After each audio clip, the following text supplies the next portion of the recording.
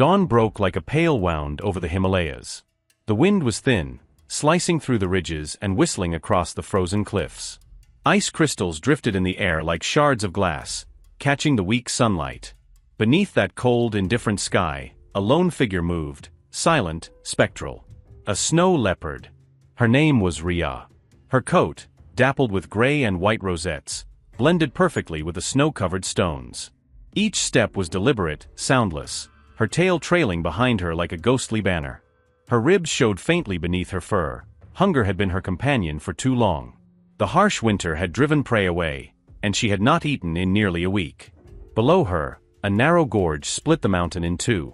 The air was still, save for the occasional groan of shifting ice. From far down the valley came a faint sound, a cry. Weak, wavering. It echoed once, then vanished. Rhea stopped. Her ears twitched. The sound came again, this time clearer. It was the cry of a living thing, small and afraid. She crouched low, every muscle alert. It was not prey.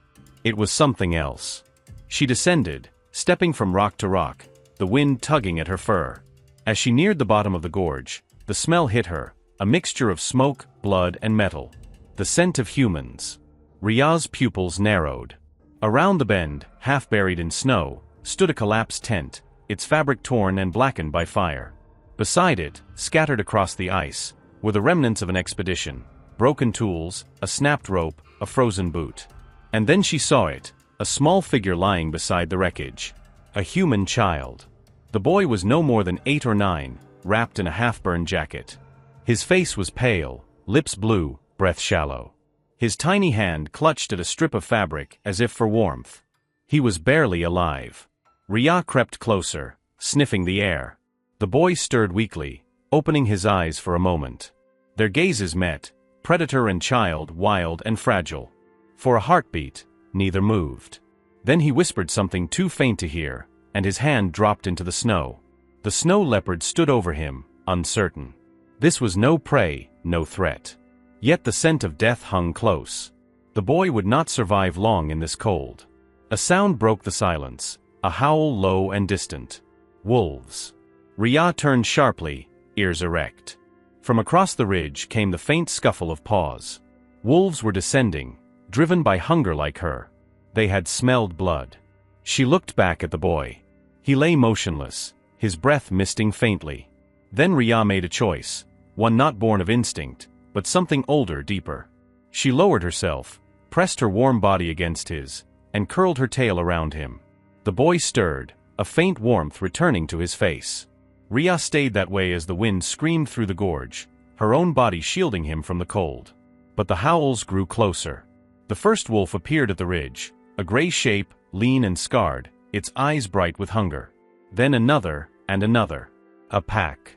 7 of them, fanning out across the snow, their breaths steaming in the cold air.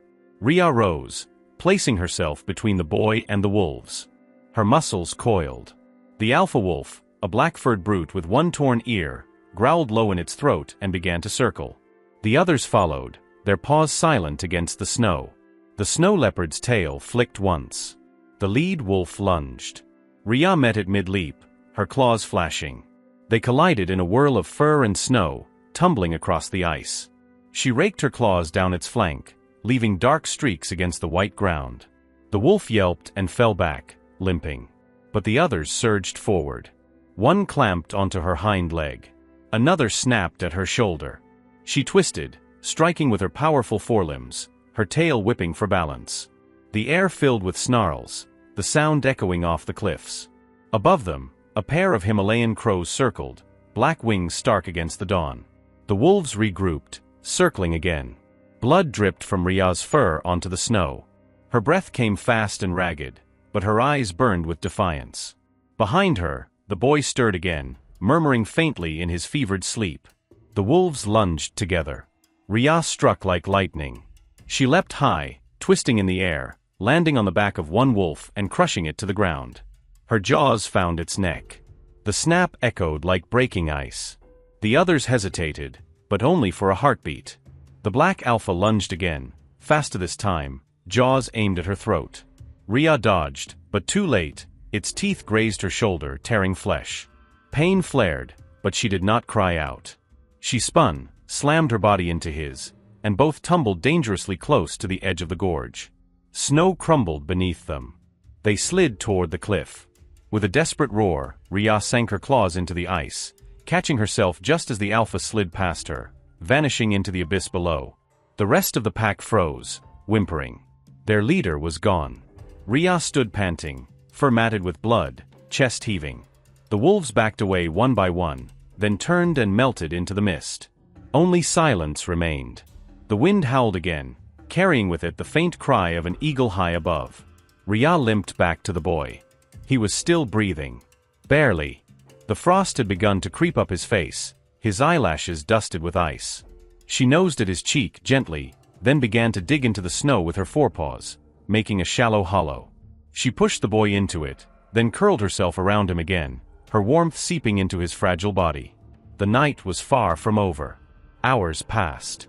The storm grew fierce. Snow piled over them until only the curve of Rhea's back was visible, a silent mound in the whiteness.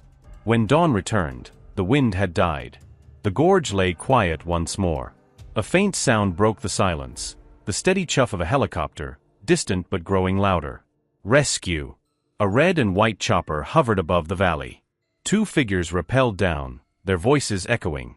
There. By the ridge. They ran toward the snow mound, and stopped. The sight before them froze them in place. The boy lay half buried in snow, his body pressed against the flank of a snow leopard. The animal's head rested on its paws, eyes half open, still, serene. Her fur was stiff with frost, her breath gone. But the boy, he was alive.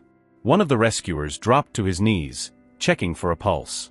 "He's breathing," he gasped. "He's alive." They lifted the child gently. As they did, his small hand brushed against the leopard's fur. The man looked down. There, beneath the snow, was a thin collar, weathered leather with a broken tag. Etched into the metal were faint words in an old script, Project Himera, Tracking Unit 07. The man's eyes widened. "She's one of the monitored leopards," he whispered. "She must have stayed with him all night." The boy stirred, eyes fluttering open. "The cat," he murmured weakly. "She kept me warm." The rescuer looked at the still body of Rhea, lying silent in the snow. For a long moment, none of them spoke. Then he reached down, brushing the frost from her fur, and whispered, "Rest now, mountain spirit. You've done enough." They carried the boy to the helicopter as the first light touched the peaks. Below, the wind stirred the snow around the leopard's body, covering her slowly, gently, as if the mountain itself were claiming her. From afar, a single crow circled once above the spot, then disappeared into the clouds. Later that evening, the rescue footage would go viral across the world. People would watch in silence as the camera panned across the frozen gorge, capturing the sight of the snow leopard curled around the boy. Some called it instinct. Others called it miracle. But those who truly knew the mountains, the rangers, the shepherds, the monks, said something else.